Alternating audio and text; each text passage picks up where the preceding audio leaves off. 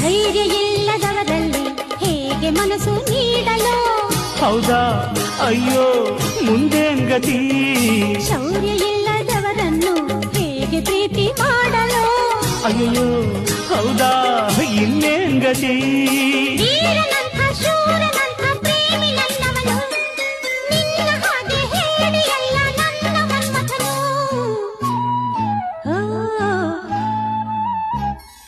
ಚೆಲುವೆ ಒಂದು ಕೇಳ್ತೀನಿ, ಇಲ್ಲ ಅಂದೆ ಕೊಡ್ತೀಯ?